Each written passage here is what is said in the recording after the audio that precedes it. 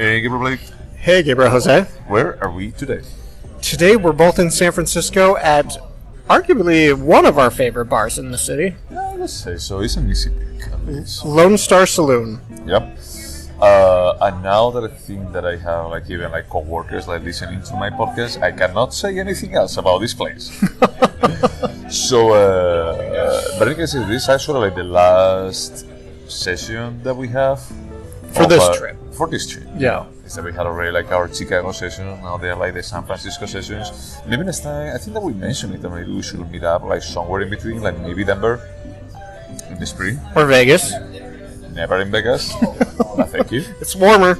I don't care. Not in my heart. That's for sure. I have family in Denver that I don't speak to, so that might be awkward. We're going to be going to dive bars. I'm pretty sure that your family is not going to be in any dive bar. Probably not. No. So, in any case, for this last session, what did we watch?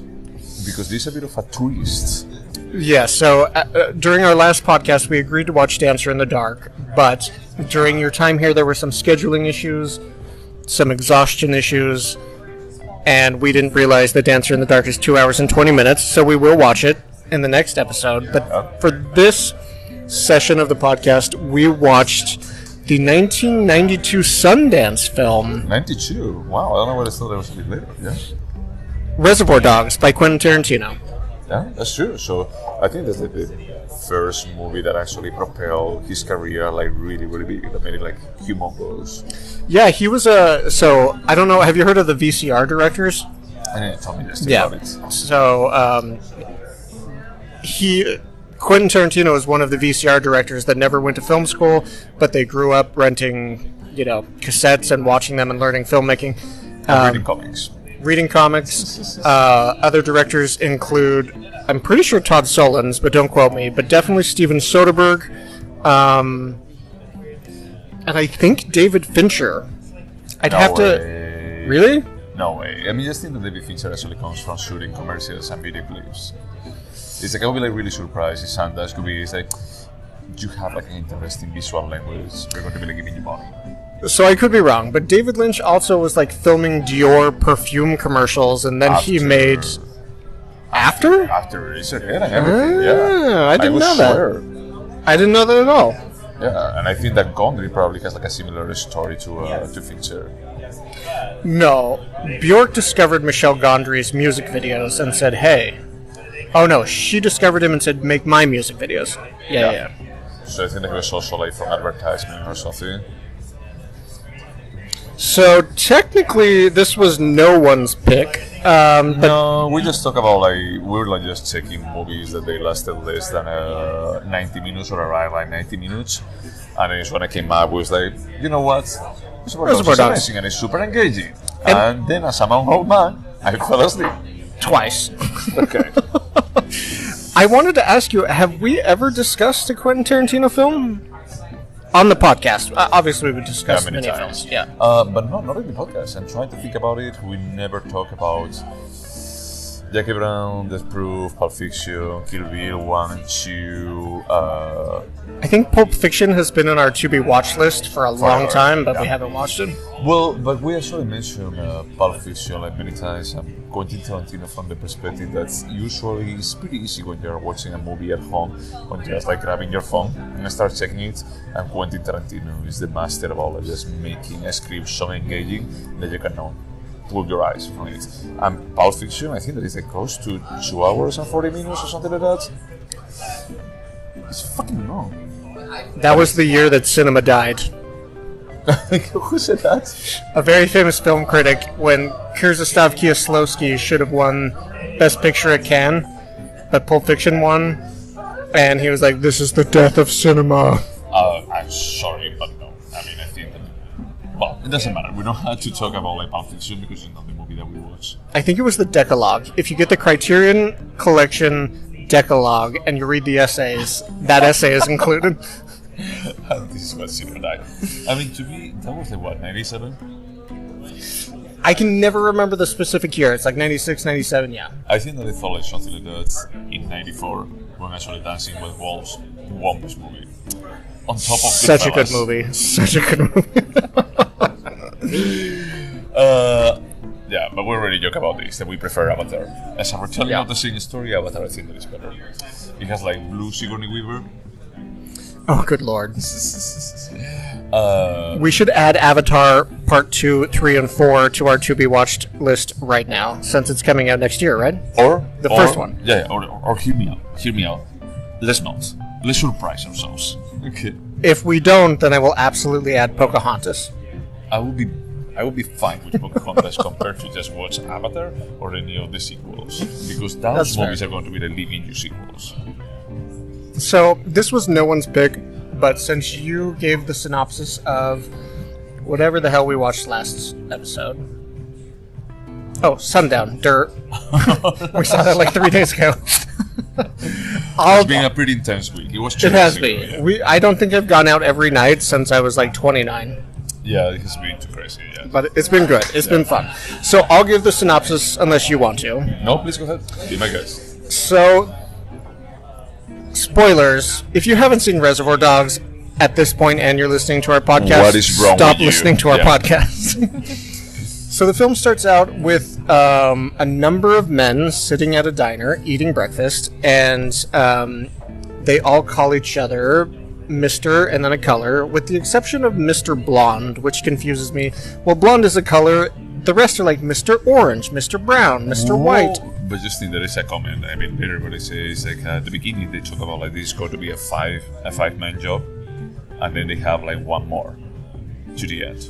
Oh, so they just gave him Mr. Blonde? Exactly. That is, this is not supposed to be like one of the names, one of the standardized names. Got it. You know, but I think that it was actually with the Mr. Blonde is the one that goes crazy. Michael Madsen. Oh, so he actually came by from sense. James like, oh, we're going to be like hooking you up into this. Okay. So the actors sitting around that table, it's like Harvey Keitel, Tim Roth, the crazy guy from Fargo, Steve Buscemi, Quentin Tarantino, who has it's not even a cameo because he shows up later, a very small part. Yeah. And I think the conversation they have around this breakfast table is one, I don't know if I should say this, but for me it's one of the most iconic dialogues. It defines Tarantino style. Yeah, it's fantastic. You just watch like these first 10 minutes and you know exactly what is his strength, his strong point. So we don't discover exactly what they're up to at this point, but then as the film progresses, we learn that they are basically criminals, and they're going to commit a heist, a diamond heist. Yeah. And the diamond heist goes radically wrong. Tim Roth is shot in the stomach. Harvey Keitel kind of rescues him from the disaster of the scene of the robbery. They go back to their warehouse, which seems to be their home base. And I want to ask you later if you think that warehouse is a set or not. But let's not talk about that now. Okay. I'm withholding my opinion. Shortly, Steve Buscemi shows up. He managed to get the diamonds, but then he starts to have a conversation with Harvey Keitel about how clearly somebody ratted them out because the police showed up at the heist immediately. Yeah. And then Michael Madsen shows up, who is clearly one of the most terrifying psychopaths I can think of in but in film history. I was genuinely disturbed by him. Is he really like a psychopath? Because we don't see him at the beginning. We don't see him. We only had to believe like what Mr. White is saying about him. When he says I'm going to torture you only because it amuses me to, it's just his entire performance was disturbing to me. So anyway, slowly but surely, those who were not killed at the heist start showing up. Everyone leaves the warehouse except for Michael Madsen and a cop that they kidnapped at the scene of the crime in order to escape safely. And then Michael Madsen tortures the cop in horrible ways. He initially slashes his face with a knife, then he cuts off the man's ear. This is an interesting moment in cinema history because the MPAA, initially the film showed him cutting off the ear, and the MPAA said absolutely not, so they forced Quentin Tarantino to move the camera away while it was actually happening. Oh. And then Quentin Tarantino later admitted it actually added, not seeing and leaving it up to your imagination. Oh, that's interesting. So then Michael Madsen ends up pouring gasoline over this cop with the intention of killing him, but then Tim Roth wakes up from his passed out gun wound to the stomach, kills Michael Madsen, and we understand finally Tim Roth is an undercover cop working to basically arrest these guys. So later the bosses show up, it's a father and son duo, and there's intense conversations about like who's actually the rat, was there even a rat? Then we're treated to, I don't want to say flashbacks, but like vignettes that explain the origins of each character, and we start to see how Tim Roth prepared to be an undercover agent. And the importance of dialogue, which I found was interesting. It's amazing. It's incredible. I'm pretty happy that you just sent me to bed yesterday because all this part, I think that is like the highlight, about like that scene where he started like just practicing the story. I just find it like a masterpiece, like an iconic moment on cinema. But it's an iconic moment that you have to watch. It's not about a photograph. Yeah. It's that he started like just narrating the story in front of the policeman. I feel it's like this is a masterpiece. And basically what it was a script that he could, an anecdotal story that he could tell the other gangsters that makes him seem more realistic. And there's just like this highlighting of how important details are and interesting dialogue. And I was like, this is what Quentin Tarantino thought he was doing when he wrote the script, and he's right. That's what he was doing. Yeah, it was incredible. Just the thing is that everything is built around iconic dialogues. Yeah. About like just narrating. There are like many stories, not only that one, because then you actually see like the four of them in the car, and they start like just talking about like this woman that it actually just like use super glue in someone's dick. Yeah. And it's exactly the same story. It's like narrated exactly the same way. It's like the idea of how you connect with other human beings through storytelling, and it's what he's doing with the audience. And also watching Tim Roth, who's this young undercover cop, get into this story and literally become the character that he's meant to play, and it's just it's very meta. 30 years before meta was a thing. Yeah. You mean the company? Yes, the company that one of us works for. Dude, it's me. Okay, don't make me read this. And then ultimately there's what, spoiler alert, what we call now, I don't know if we called it back then, a Mexican standoff. Yeah. Where ultimately everyone kills everyone else. Nope. The end. Everyone dies. Yep. Well, maybe Steve Buscemi can run away. I have to say that it's like, I don't know why I thought or I remember that he tries to run away and he gets shot. So the diamonds are never found or anything. Well, let's remember that Quentin Tarantino's stories are extremely expansive, so a lot of stuff is left on the cutting room floor. So like Kill Bill, there's this entire mythology. Yeah. Maybe he gets shot in like extended scenes, uncut scenes, I don't know. Okay. Very interesting. I did have the final shot is Tim Roth, who's clearly died. We don't see Tim Roth. No, but it's Tim Roth with his head laying in Harvey Keitel's lap. Harvey Keitel kind of like guaranteed to everyone he wasn't a cop. We know he was. The camera moves up only to Harvey Keitel's face after Tim Roth says, "I'm a cop." I'm sorry. He holds the gun to Tim Roth's mouth. Cops rush in. There's a bunch of gunshots. And right before we started to record, I asked you, do you think that Harvey Keitel shot Tim Roth? Because in my mind, it's ambiguous. I have assumptions based on the characters about what happened, but I think it was purposely ambiguous? Or I don't know. You had a different opinion. No, I mean, I thought it's out of the same thing because I couldn't remember that part if you were like, okay, the policeman is the only one that survives or not. And the thing is, like, there is first a shot, and then they start shooting on him. Yeah, and I would have to, you pointed that out. I would have to rewatch it. I don't know if you remember in Django Unchained. I think somebody gets shot, and we just see a cotton bush, and the blood splatters all over it. So for whatever reason, I expected blood to splatter on Harvey Keitel's face, but it didn't happen. So I was like, are we supposed to assume he killed him or not? I mean, I would say that probably Tarantino, he already had like his signs of identity, you know, with music, dialogue, and stories. I think that he was not so visually heavy as he became later, you know, because you can think about like that scene of Uma Thurman versus Lucy Liu. Is that that's like inspired by Ladies Not Black. And is that there is always like the idea of yes, the contrast of the snow purity and the blood like falling underneath. But it's like here is not about purity or about like any, you know, about like just a visual contrast. It's a bit more like he can make things that they look cool, but it's not going to be like something that he's heavily driven by. And I would agree. So you made the comment while we were watching the film last night that this could be a stage play. The vignettes where we see the history of the characters, even that could easily be on the stage. Yeah. Is that basically there are like 7 characters? One of them he never talks. Yeah. Mr. Blue. Yeah. But in terms of Quentin Tarantino's progression, you can see that like he was very dialogue focused with these flashes of violence, whereas I think visuals become way more important to him later. And I think all of it works, but you can see him at the beginning of his progression. This is like about the dialogue, and it's fantastic. Yeah. I mean, it's like the main strength is about like just a small set of characters trying to develop them like large enough without like giving too much about them. So it's that you learn to know what type of personality they have, but you don't know even the name for half of them. Yeah, it's super hard to like keep them clear.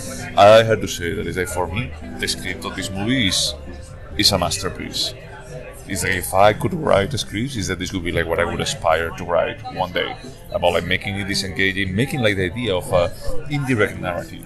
Is that the first hour of the movie is about like building what happened in the shooting. And you actually build like a mental image. Is that when is the last time that cinema did this? Is that that's usually what books try to do. Is that you imagine the whole action without seeing it.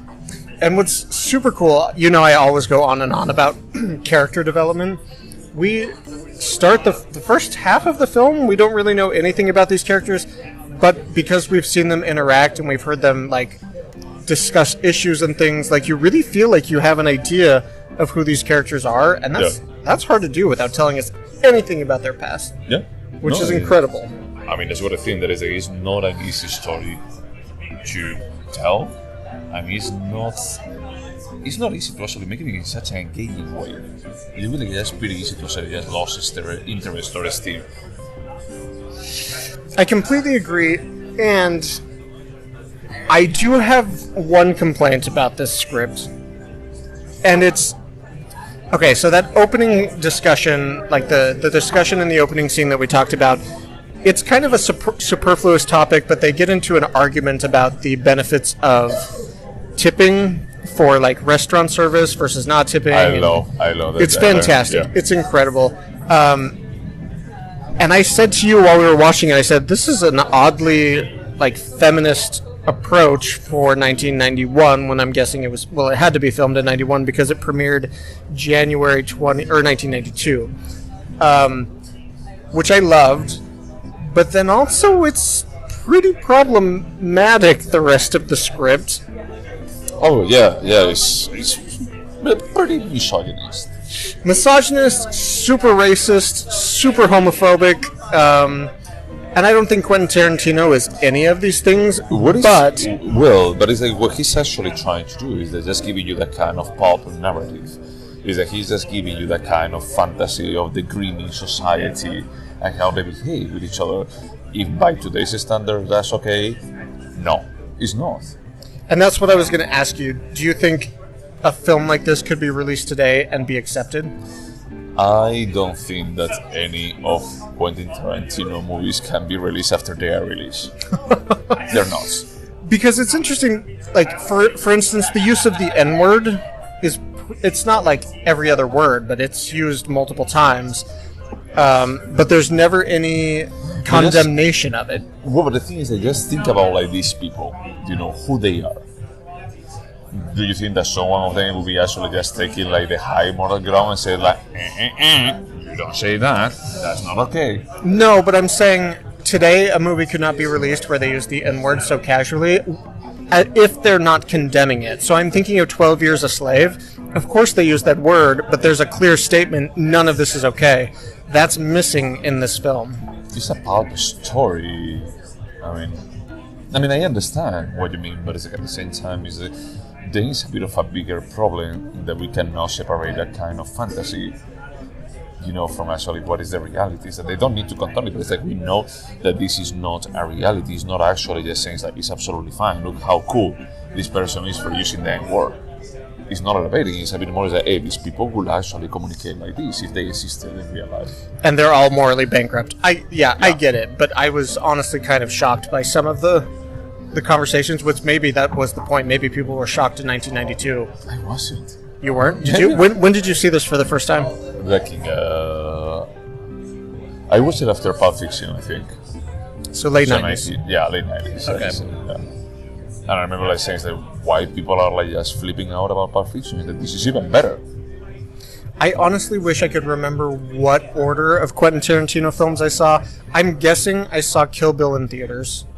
Yeah, I did. And then I was like, who the fuck is this dude? I'm going to watch everything. Because that came out when I was like 17, I think? Yeah, I was in college, and at that point, I had already... I mean, a friend of mine that lives in Toronto, when they announced like the movie, Kill Bill, he says that we're going to be like watching this. And I don't know, like we're like just nerding out about Tarantino. So I said like, what is that? And they say, this is Quentin Tarantino. If you like cinema, you would know about him. Now I had to say that at that point I hadn't watched Jackie Brown. And then I went back and I watched Jackie Brown and I went like... He's not perfect. Yeah, he has some missteps. No, you don't have to retell Pulp Fiction in a weaker way, you know. And I know they're different movies or whatever, but I felt like this is the first time that you do like a female-centric main character, you know, kind of movie. And usually what you do is weak. I have to say, the hardest I've ever laughed at a Quentin Tarantino film is when Robert De Niro takes his young bimbo blonde California girlfriend to the mall, and she's bitching about something nonstop as they're walking back to their car, and he just like shoots her and then gets in the car and leaves. Yeah, that's fucking hilarious. Yeah. But I mean, I didn't feel shocked by the dialogue. I mean, I had the feeling that when it comes to dialogue, I had like a bit more of a tolerance for saying that this was shot in the 90s. And it doesn't say anything, you know, it doesn't applaud that dialogue. So as long as it doesn't applaud it, as long as it doesn't like try to make it acceptable, I'm okay with it. Yeah, and I get that. And like I said, this is a minor complaint. It's not even a complaint, it was just, whoa, I haven't seen a film like this in a long time. But even that is a testament to the power of the dialogue, that it's like, holy fuck, this is like, this is literally manipulating in the best way my emotions. Yeah. And this entire time I've been Googling because this film was released in Sundance, January 1992. The next time it was screened was at Cannes, which was in May 1992. And I wanted to see if it won anything at Cannes, since Pulp Fiction did, but it looks like, no, it didn't win anything at Cannes. It won a ton of things like Best Supporting Male for Steve Buscemi at the Independent Spirit Awards. Also, at the Catalonian International Film Festival, I mean, I guess it won Best Director and Best Screenplay. Maybe that was Cannes, not Cannes, Sitges. Yes, that's what it was. Festival, yeah, there's a bit more like just fantasy and this stuff. That's a bit weird that this actually won there, you know, because it's not really fantasy at all. But anyway, should we go over the questions? Let's do it. Would you watch it again? 100%. This is one of the few movies that I will watch it again tonight. And I just finished watching it like 30 minutes ago. But yeah, I don't think that there is anyone that can make cinema that is so engaging to watch as Tarantino. I mean, there's good cinema out there, but it's just like the feeling is like, hey, I'm watching something that is engaging and it's not like a Marvel blockbuster kind of movie. Is that this actually requires all my focus for actually just understanding where the conversation goes, but it is so rewarding that I just want to watch it again. Now I want to just see like the conversation on the diner and just see how they behave, knowing where they're going to end. I agree. And also, do you think that diner is the same diner that Tim Roth robs with his girlfriend? Damn it, I was really hoping it was. No. That was like significantly larger than the one. I love that scene. Yeah, that scene's fantastic. I love that scene so much. Would you recommend it? Yes. My only hesitation was, would I recommend it to Jose's parents? No, I would recommend it to my parents. Really? Yeah. Okay. I think that was the question I had. I mean, there is violence, but and probably my mother's going to be like horrified. But at the same time, it's good. It's enjoyable. at a level that is hard to find in cinema. So yeah, I recommend it to anyone. Would you remember it? Yes. And again, the only reason I hesitated is because as I was watching it, there were small things that I forgot, but I remembered the vast majority of it. Yeah, for me, so what, yes. But I had to say that there were like some things that I didn't remember too much. I remember like at the end, Tim Roth killing Mr. Orange for just protecting the cop. Yeah. No, I remember that part. I remember that, okay, I know that Mr. Orange is the cop. Sorry, Mr. Orange is the cop. I remember that he kills Mr. Blonde, and that's what gives it away. I know there's a Mexican standoff. I know that most of them die, but I don't know why. I thought that it's like he actually is Steve Buscemi. Mr. Pink tries to run away with the diamonds, and he's like, nope, just stop on his tracks. So when they arrive to the warehouse, I'm like, shit, somebody's getting their ear cut off, and in my mind it was Tim Roth. I was like, I can't remember who gets their ear cut off, but then as soon as they brought in the cop, I was like, okay. But no, overall, this is an incredibly memorable film for film lovers. Yeah. Is there anything artistic about it? The dialogue, 100%. And I also think, like, I turned to you last night when we were watching, and I was like, these are fucking hand cams, and it looks incredible. Like, I have my doubts if they're like really hand cams or not. I think that he's like just playing with regular Steadicams, and actually just making them a bit more dreamy, for just giving a bit more about like just tension on the scene. But it's really good cinematography. It's really good like filmmaking. Yeah, I agree. You can tell he's incredibly talented from this. It's his first film besides a short, right? No, he did like something before that, but I think they were like him and a friend. Okay. But the thing is like just all the scenes so for me it's like this, and I agree with you, is like the dialogue is like we also have to recognize that sometimes like the art comes from the dialogue itself instead of what is the visual aspect. But I also feel like really surprised about how they use LA on the movie. I don't know why, but it's not that it's like, oh, it's cool. It's like some people like try to elevate LA or whatever, and the feeling that I got of it is like this is a bit more of a sunny, dreamy city. Remember though that like around this time is when the Rodney King protests were. Like I think LA was back then super fucking gritty and like dirty and violent and you're right. Yeah. I mean, I don't know. I was like 7 at the time, but at least from what I understand from history, it was not like a very nice place to be unless you were in Beverly Hills. Is this a timeless piece? Yeah. Yeah, for me, it's like I get like the same value if I watch it like 20 years ago or not. The only stupid thing that I found in the reviews that is that if you had a phone that you have indifferent is when they're on the car like just talking about that TV show with a black female cop, and it says like, what was the name of it? Like, what's something? It's like, if you had a phone, and then Steve Buscemi says like, God is going to kill me not remembering the name. He's like, you'll be searching it out right now. So the only thing, I was a little bit confused about when the film was supposed to take place because Quentin Tarantino loves classic cars. So they were driving cars that were at least from the 80s and probably the 70s. And there was nothing tying it to a specific point in time until we have the vignette explaining where Tim Roth came from. And then the son of the mob boss calls him on a cell phone. And I was like, okay, we are in the 90s. Yeah. Yeah, but I think that also like soundtrack is something that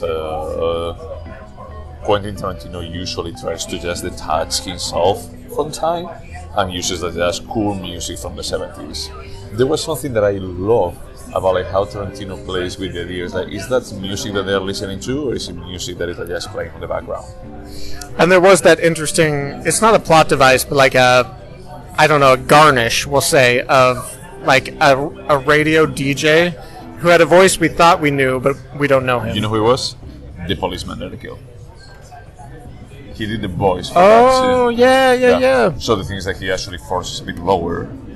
That when he's like just telling you like, they got my face. Yeah. But several times throughout the film, they turn on this radio, and it's the radio station, and it's like throwbacks to the music from the 70s typically, which we know Tarantino is obsessed with the 70s. Yeah. This is a tricky one. Would you turn this into a TV show? So the answer is no, but only because I feel like this is such a good film. Why would you mess with it? Like, why would you try and expand it to a 6-hour miniseries or a 12-hour season? I don't know. My answer is yes. My answer is yes because I always feel peace when I watch this movie, because my brain tells me that there's going to be a vignette for each one of those characters, and there is none. I want to see one about Mr. Brown. I want to see like Quentin Tarantino having some kind of background, because I find him like a uncannily weird actor. Like in From Dusk Till Dawn, there is you're weird. I can see that. I do think that there were probably some budgetary restrictions that reduced the number of places they filmed, reduced the amount of film they actually filmed. So I can see that. Yeah, probably if he had the money he had access to today, it would be 3 hours, just like Once Upon a Time in Hollywood. Oh God. Do you think that he would be like willing to do a remake of his own movie? No, he's so fucking pretentious. Like, he wants to retire after he made 10 films so that he had an even number his entire career. So he's never going to do a remake because he just wants to do 10 films. He already did 9, no? Yeah, so he's thinking about doing one more film and then retiring forever. God, what a bastard. I want him to keep doing movies. But I mean, like, it's like Lars von Trier once he got sober, and he was like, nobody wants to hear from the sober artist. I feel like Tarantino wants to quit at the top of his career and not kind of like go out with a whimper. Oh, no, that's fair. Do you think that this movie could have been better? I wouldn't change a thing, to be honest. Nah, me neither. I mean, it's a movie that is like, so engaging, so the script is so perfect that is there's no need. No. There are like some acting that at some point I feel is like, it's still not bad. It's a pulp story. It doesn't try to be like, like overacting or just trying to be like super, how do you say, like Oscar worthy. Yeah, it's like gritty as fuck, and that's what he wanted. Yeah, like Tom Hardy in The Revenant. Oh. Yeah, that is like, what? The Campus going for an Oscar for this? And he just overacts everything, like for just trying to have like some gravitas. Yeah, I remember like just feeling that, dude, when Leonardo DiCaprio does it, it works. When you do it, it's sad. I was just thinking, I was going to say, I would argue that every actor in this film is better than Tom Hardy. But he did do that gangster film where he played twins, and I was pretty impressed. So I won't make that statement, but I think overall the quality of acting in this film is pretty great. Okay, no. There is no complaint. It doesn't bring it down or anything. Besides Tarantino. Tarantino is so awkward. It's like it's enjoyable when he's like just talking about like a virgin at the beginning. And just funny. It's like, you're a weirdo, dude. You're a weirdo. It almost feels like you just want to make this movie for just being able to say this to the wall. Yep. It's like you have Absolutely. a point and you want to just present it to the wall. The interpretation is valid. Oh yeah, no, that's always the interpretation that I have. Yep. So, yeah, and only Moulin Rouge, it just confirmed it. Yes, absolutely. Jesus. So before we score, do you have any movie to ask me about? I asked you about Clueless last time. And then I asked you about the Juniper Tree. Fuck. So, sorry, I'm a bit. Yes. So let's ask you. Tell me the synopsis of Naked. Fuck. Okay, Naked is not Hunger. Okay, Naked is also Fassbender, directed by Steve McQueen. Keep going, and I'll tell you if you're wrong. No, that's same. Oh, Naked is like the one, like the British one that you really like, that director that we always say, Michael Lee? Mike Lee, yeah. Mike Lee. Okay, oh my god, yeah, I was going to... I was like, please tell me more about the Steve McQueen. I'm just like getting excited. Let me stay here. No, but it's like about this guy that is somewhat charismatic, like this beer guy. He goes back to his sister in London, if I remember. And the guy, like, basically everyone's lives that he touches, it turns to shit. It's basically that he starts like just offending everyone, but we don't really know why, if I recall correctly. In my mind, like, he raped someone and he steals and he does drugs. So we know that he's a terrible person. Yeah, but it's like we don't know why. It's like it's such a uncanny thing about like just seeing this guy coming from this family that is not bad or anything, and he behaves in a very terrible way. But there is no motivation per se. Is that the antithesis of what was the other Happy-Go-Lucky? It is the antithesis of Happy-Go-Lucky, and that's why I love it so much. But Happy-Go-Lucky was a bit more about like what was that? No, the artist Sally Hawkins. Sally Hawkins. Yeah. So he actually does that role about like nothing can go wrong to her. Like she's always like a beat. She's always like like making a joke, cracking a joke, or whatever. And this guy is like, I'm not really cracking a joke, but my joke is about like making you feel like shit. Yeah, he wants to tear everyone down to feel like he does. Yep. Yeah. Well, you did very well because I can't remember any more specifics than you did, and I've seen it like 4 times. You remember the rape? I remember that he does like terrible stuff, but I didn't remember that he actually raped a woman. Yeah. Yep. So I did okay. Let's just see what it does. So wait, if you were asked the question, do you remember this film? Would you answer yes or no? I remember this film. I don't remember all the details. Okay. It's like I would say, if we were like to watch it again, I would say it's like I remember like the general idea about like what this movie was about. But it's not about like giving you resolution. It's not about. That was the only thing that I felt peace about because he basically burned all the bridges that he had at the beginning of the movie, and he leaves like basically in a war situation that he started. Yeah, he finds some woman to stay with, right? Until he pisses her off so much she kicks him out. Yeah. I don't know. I'm going to read the Wikipedia synopsis. Doesn't he stay actually with his sister for a bit? Yeah, and I think he starts fucking his sister's roommate. Yeah. Yeah. It's bad. He's just a bad character. So should we actually going back to our regular schedule? Should we score? Yes. Let's score it and commit to watching Dancer in the Dark for the next session. Yep. This was. I'll go because this was a mutual pick, but you did the last one. My score is a 9. Yep, my score is also 9. I debated like quite a bit between like 9 and 9.5. But if I give it a 9.5, what would I give Pulp Fiction? That's fair. And it's obviously not a 10 because La Ventura is a 10. And Funnykins. Fight Club, yeah. But I still think that he's almost like a before and after, for the screenplay writing. Is that you can do like something as insane as this and just making it, I don't know, it's like I cannot prove myself about yesterday I fell asleep. It's true. And that was because you were exhausted. It's not because the film isn't compelling. Yeah. So let me ask you this. Let me tell you one thing. I feel like this is one of the strongest directorial debuts that I can think of. Like, this is the first big film he did. And it's incredible. He also wrote it and directed. Yeah. But I wanted to ask, stronger? Or was the first movie by Steve McQueen? Yes, the one with Michael Fassbender. Yeah, like the Irish Prisoner, like yeah. But not as who they are as directors, just as first-time directors. I have a hard time believing that was like Steve McQueen's first movie, just because of the obsession with just having that single take that it took like 20 minutes. But what if it was his first film? If it was, then I don't know, but... So are you confirming? Yeah, I'm just pulling up Steve McQueen's his IMDb page because I really thought this was his first film. And the reason I asked this question, and maybe I'm going to influence your answer, when I saw Hunger, I thought I'm going to watch anything this guy makes, even if he turns. Yes, and I felt the same. Again, I think I saw Kill Bill first, but if I saw Reservoir Dogs in '92, I would have been like, I'm going to fucking watch this guy. Yeah.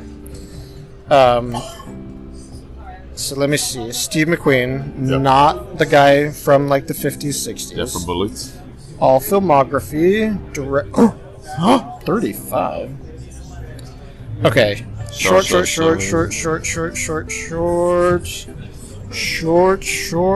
Documentary shorts. I mean, getting to this point is that what you already have. Yes, Hunger is his first feature-length film.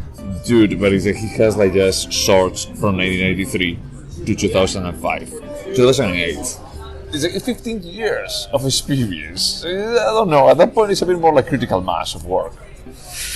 Okay, so maybe it's not apples to apples. It's more like apples to oranges. But Alright. I felt similarly when watching this as I This is did when better. I watched Hunger. Okay. This is better. Like, way better, you know? Because I don't think... The part that really impressed me about Hunger is the dialogue, those 20 minutes of dialogue. I found it like, wow! From the beginning, yeah. No, it's not the beginning, it's half of the movie when he's like talking with the priest. Oh, sorry, I thought you were talking about Reservoir Dogs. No, yeah, that's exactly. incredible. It's like, that's incredible. And he actually needs to cut it, you know? It's true that it gets to a point after the 15 minutes that it's like, okay, no, it's not going anywhere. You know, like that's too long for us only just having it as a single shot. But the rest of the movie just left me like, this is what made. But there's nothing memorable. Reservoir Dogs is like, there are like so many iconic dialogues, scenes. They're like, you could just print like half of the photograms of that movie and people would say that that's Reservoir Dogs. Yeah, sometimes I like to go to the like favorite quotes area of the IMDb page before we talk about a film, and I was like, I'm not even going to bother because this entire film is going to be listed. You just get a quote from the beginning to the end, you know. Yeah, so it's like, I think that this, as I tell you, is that I'm not trying to just make less of a Hunger, but it's like, this is like the pantheon of movies. On a different level. Okay. Yeah. It's like, if you went to ask me about like what was the score for Hunger for you, I would probably say like an 8 or a 7.5. Well, now I'm curious. Now it's not, and I don't think that it's bad. I think that it's a very good one. We discussed about Shame. I like Shame a bit more because I relate to that part. Sex addiction? Not sex addiction, but I mean like about like the feeling of disconnect, you know, and living in a big city and all of that. And there were scenes in Shame that I find like super beautiful, like the sister like just singing and crying and how he cries too. That's gorgeous. And in this one, what kind of gorgeousness do you have? Is like just Fassbender like just spreading his seat on the wall. I don't know. Watching him deteriorate in the hospital bed, I've never seen anything more horrible and beautiful at the same time. Anyway, I hear your point, but so we definitely discussed Shame. Maybe we should discuss Hunger on the podcast at some point. Not next. At some point. Yeah. Yeah, but for the next one, it's going to be nicer than that, no? Oh, 100%, because I need to cry. You need to cry. You Yeah, need to feel I bad need it. now. I need to spend more time with Bjork. Last weekend wasn't enough. Yeah, no, that's true. It's different. Yep. It's different now. Okay, and to all of those 6 people, probably 7 now, that they're listening to us, anything to say? Wash your hands, and I guess don't wear a mask in the states that are telling you can take it off. I don't know. Yeah, it's confusing. Yep, Confusing I don't know what to do. times. I have Survive. no idea. Survive, I keep listening. Yep, just don't make out with strangers. Okay, bye.